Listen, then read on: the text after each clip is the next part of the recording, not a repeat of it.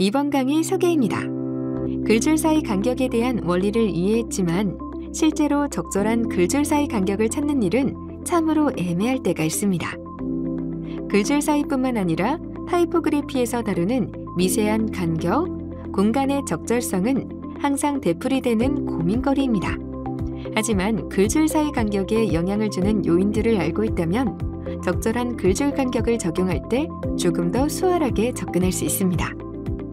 학습 목표: 글줄 사이 간격과 낱말 사이 간격의 관계를 서술할 수 있다.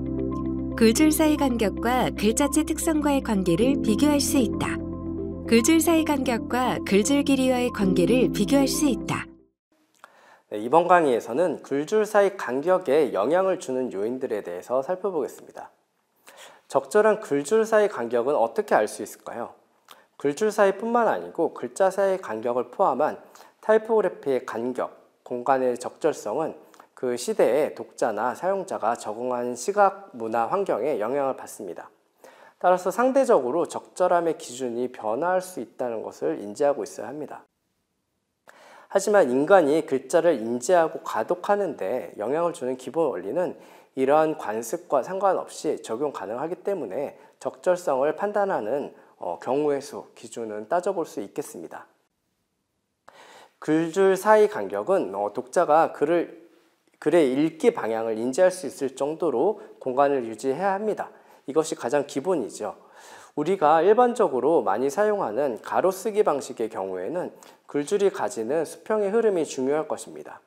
이러한 흐름과 방향성은 반대로 낱자들 사이의 간격, 낱말 간격, 문자의 형태, 그리고 문자가 가지는 획의 밀도 등이 만들어내는 수직 방향성과 관계를 맺고 있습니다. 이번 시간에는 글줄 사이 간격에 영향을 주는 요인으로 낱말 사이 간격, 글자체의 특성, 글줄 길이의 세 가지 요인과 관계를 살펴보도록 하겠습니다. 첫 번째로 글자 사이 간격과 낱말 사이 간격과의 관계를 살펴보겠습니다.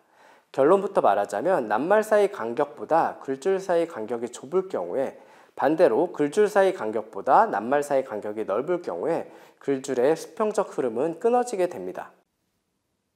이때 글줄과 글줄에 생겨난 낱말 간격이 수직으로 연결될 때 가독성은 현저하게 떨어지게 됩니다. 글줄의 방향성이 엉키게 되는 것이죠. 여기서 낱말 간격이 세로로 연결되어 보이는 상황을 흰간 현상이라고 말을 한다고 설명을 했습니다. 글줄 사이 간격이 낱말 사이 간격보다 충분한 공간을 확보할 수 있어야 최소한의 글줄의 수평 흐름을 유지할 수 있는 겁니다. 흰강 현상을 최소화하기 위한 조건은 글줄 사이 간격이 낱말 사이 간격보다 2배 정도 설정해서 수평적 흐름을 시각적으로 강화하는 것이 필수적이라고 할 수 있습니다. 반대로 글줄 사이 간격이 과도하게 많은 공간을 차지한다면 가독성이 확보가 될까요? 글줄 사이에 생겨나는 공간의 흰색의 힘이 글줄이 가지는 검정색 또는 회색의 힘을 전복하는 상황이 발생하는 것을 또 다른 문제를 야기시킨다고 할 수 있겠습니다. 하나의 글줄에서 다음 글줄까지의 거리는 구분을 짓기 위함이기는 하지만 공간이 읽히는 과정에 부담을 주는 것 또한 주의해야 합니다. 읽기 과정의 부담은 독자의 독서의 피로감으로 이어진다고 할 수 있기 때문이죠. 그 다음에는 글자체의 특성과의 관계를 한번 살펴보겠습니다. 글자체의 특성이 어떤 게 있을까요? 라틴 알파벳의 경우에는 컨덴스드 글자체 같은 경우에 글자폭이 현저하게 좁고 세로 모양을 가지고 있습니다. 이런 컨덴스드 글자들이 조합된 모양에서 세로 획의 패턴이 강하게 인식될 수 있죠. 이러한 시각적 요소가 반복적으로 나타날 경우에 편안하게 가로로 가독하는 것은 어려울 겁니다. 따라서 특별히 의도가 있지 않다면 본문에서 과도하게 폭이 좁은 글자체는 효과적이지 않다고 판단하는 것이 좋겠습니다. 또한 앞에서 라틴 알파벳과 한글이 글줄 사이 간격을 각각 다르게 적용해야 하는 이유에 대해서 설명한 바가 있습니다. 간단하게 다시 언급하면 라틴 알파벳 문장에서 소문자의 X자 높이, 위쪽에 생겨나는 연속된 공간의 차이 때문이었죠. 세리프와 산세리프, 시각적 크기를 비교해보면 같은 조건에서 일반적으로 산세리프가 조금 더 무거워 보이는 경향이 있습니다. 이 또한 글줄 사이 간격에 영향을 주게 되는 것입니다. 글줄의 길이와의 관계도 한번 살펴볼 수 있는데요. 지금은 가로쓰기 방식이 일반화되어 있지만 원래 한글은 세로쓰기를 상정하여 디자인된 글자라는 것을 아시나요? 일본어처럼 우리도 세로쓰기가 사용한 적이 있습니다. 일본어는 지금도 세로쓰기를 사용하고 있죠. 쓰기 방향, 읽기 방향에 따라서 글줄의 방향이 달라지게 됩니다. 글줄의 길이 또한 독서에 영향을 주게 되는데요. 물리적인 길이보다는 한 줄에 포함되어 있는 낱글자 수가 글줄의 길고 짧음을 판단하는 기준이 되고 가독성에도 영향을 주게 됩니다. 글줄의 길이는 다른 말로 행장 또는 행길이라고 부르기도 합니다. 글줄 사이 간격은 글줄의 길이에 따라 상대적으로 인지되는 경향이 있습니다. 글줄의 길이는 물리적인 길이를 지칭한다기보다 글자 수에 따라 읽혀지는 시각적, 심리적 길이입니다. 예를 들어서 고정된 단의 너비 안에 들어가는 글자 수는 글자 크기, 글자 간격 등에 따라 달라지죠. 이와 같이 하나의 글줄에 들어가는 낱글자의 수에 의해 결정되는 것이 글줄의 길이입니다. 워드 프로세싱 프로그램을 살펴보면 글줄당 문자 수, 낱말수, 띄어쓰기 포함 이런 옵션 항목을 보신 적이 있을 겁니다.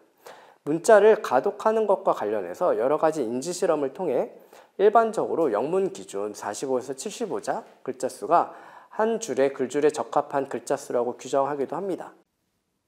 하지만 타이포그래피에는 항상 여러 가지 주변 요소에 의한 변수가 많이 있기 때문에 이런 수치에 집착하기보다는 글줄의 길이에 따라 변화하는 독자의 시선의 흐름 그리고 범위를 이해하는 것이 중요할 겁니다. 글줄이 너무 길면 한눈에 확인할 수 있는 글줄의 길이의 범위를 벗어나서 더 많은 신체 움직임을 요구하게 되겠지만 반대로 글줄이 너무 짧으면 눈의 좌우 시선 이동이 너무 자주 발생을 해서 피로를 주거나 독서의 흐름을 자주 끊게 될 것입니다.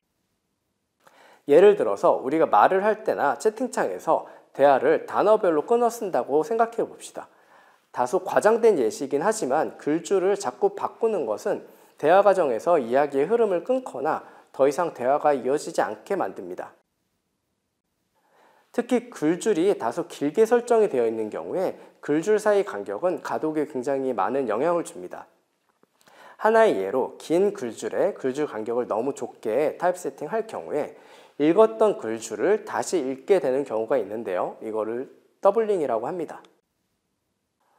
글줄 사이 간격은 하나의 글줄에서 다음 글줄로 넘어갈 수 있도록 안내하는 역할을 하는데요. 물론 내용이 지루해서 독서에 집중이 안 되는 경우에도 더블링이 일어날 수는 있습니다. 하지만 타이포그래피에서 글의 내용을 흥미롭게까지 만드는 것은 한계가 있겠죠. 개인이 독서를 하는 매체를 기준으로 본문용 글자의 일반적인 크기는 9에서 12포인트 정도로 볼 수 있습니다. 최근에는 8포인트 정도까지 많이 사용하는 경향이 있는데요. 책이나 인쇄된 지면의 경우 우리의 눈과의 지면의 거리는 30cm 안팎으로 떨어져 있습니다. 하지만 최근 많이 사용하고 있는 스마트폰의 모바일 화면은 그 크기가 현저하게 작아지는 것을 알 수 있습니다. 디지털 환경에서는 글자 크기를 상대값으로 설정하지만 물리적인 크기 기준으로 봤을 때 인쇄 지면의 6에서 8포인트 정도가 우리가 흔히 모바일에서 보는 본문용 글자 크기입니다. 그렇기 때문에 사람들은 모바일 화면에서 지면을 볼 때보다 절반 정도로 가까이 다가가서 글자를 읽는 경향이 있습니다. 결국 글자의 크기를 비롯한 글줄 간격과 길이는 글자가 놓여있는 매체와 독자가 놓여있는 물리적 공간과의 상관관계에도 있음을 알 수 있습니다. 벽에 붙어있는 포스터나 대형 전광판은 어떨까요? 이런 공간적 특성은 글줄의 길이와 간격의 또 다른 고려사항을 만들어냅니다. 예를 들어서 3m 정도 되는 높이의 벽면에 전시용 글이 붙어 있다고 가정해 봅시다. 어느 정도 양이 되는 텍스트가 큰 글자로 배치될 때 당연히 글자의 크기를 고려하겠지만 글줄 사이의 간격 또한 개인 매체에서 보는 것과 다르게 설정을 해야 할 겁니다. 글줄의 길이를 길게 해서 의도적으로 관람객이 움직이면서 텍스트를 가독할 수 있도록 유도할 수도 있겠죠. 하지만 이렇게 의도된 상황이라면 긴 글줄에 적합한 글줄 사이 간격, 즉 기준보다 다소 넓게 설정한 글줄이 필요합니다. 많은 글을 한정된 지면에 배치하기 위해서 여러 가지 방법을 사용하게 되는데요. 그 중에서 하나가 바로 단을 나누는 겁니다. 일반적으로 소설이나 에세이와 같은 인쇄물에서는 단을 나누지 않지만 신문이나 잡지와 같이 많은 양의 정보를 담아내야 하는 경우에 여러 개의 단으로 나누어 배치된 것을 보셨을 겁니다. 단을 나누지 않는다는 것을 전단이라고 하는데요. 전단은 지면에서 컨텐츠가 들어가야 하는 공간의 너비를 온전히 하나의 글줄의 길이로 차지하는 겁니다. 이때 글줄의 길이는 눈의 시선의 움직임, 그 범위가 한 번에 들어오는 길이라고 할 수 있습니다. 고개를 움직이지 않아도 되는 길이라고 볼 수 있겠죠. 이야기를 다루는 글은 읽기 쉬운 흐름에서 오는 호흡이 중요하기 때문에 내용에서 몰입할 수 있도록 글줄의 길이가 도움을 줄 수 있습니다. 반대로 여러 개의 단으로 나눠 놓은 경우에는 어떨까요? 단을 나누게 되면 기본적으로 글줄의 길이는 짧아진다고 볼 수 있겠죠. 지면의 넓이가 한정적이라면 글자의 크기도 작아질 거고요. 단을 나누어서 글줄이 짧아지더라도 글의 내용이 빠른 속도로 소화될 수 있도록 정보들의 조합을 할 경우라면 이런 단을 나누는 것이 효율적일 수 있을 것 같습니다. 하지만 하나의 글줄에 최소한 4개의 단어 이상이 배치되어야 하는 것을 기억해 두면 좋을 것 같습니다. 그래야 글줄에서 글줄로 넘어갈 때 전체 맥락을 놓치지 않고 읽을 수 있기 때문이죠. 단이나 여백과 같이 집합된 글을 둘러싸고 있는 여백 공간은 글줄과는 별개로 세로의 흐름을 제공합니다. 글을 정해진 지면에 가득 채우는 것은 독자가 가독하는 데 부담을 줄 수 있습니다. 디자인에서 언제나 그렇듯이 적절한 여백과 내용의 관계는 힘의 균형을 가져오고 이러한 균형이 안정적인 조형성을 갖추게 되는 것이죠. 오늘 설명한 글줄 사이 간격에 영향을 주는 요인을 정리해 보면 글줄 길이와 글줄 사이의 관계에 대한 이해하기라고 말할 수 있겠습니다. 글줄을 길게 설정해야 할 경우에는 글줄 사이 간격은 기존보다 더 넓게 설정해야 합니다. 그렇지 않으면 읽었던 글줄을 다시 읽는 더블링 현상이 발생할 수 있기 때문이죠.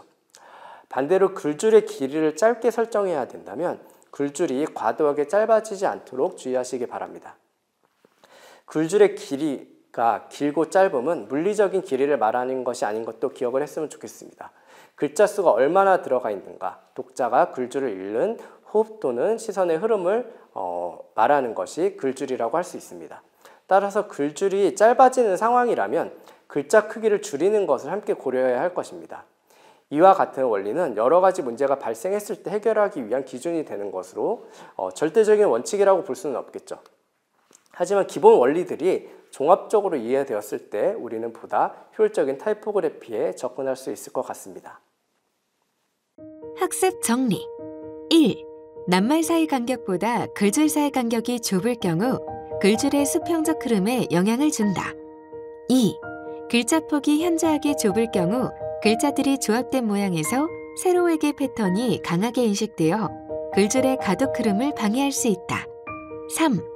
글줄의 길이는 독자 시선의 범위가 변화되는 흐름을 고려해야 한다. 해당 영상에 사용된 자료 출처는 출처 목록 5주차에서 다운로드 가능합니다.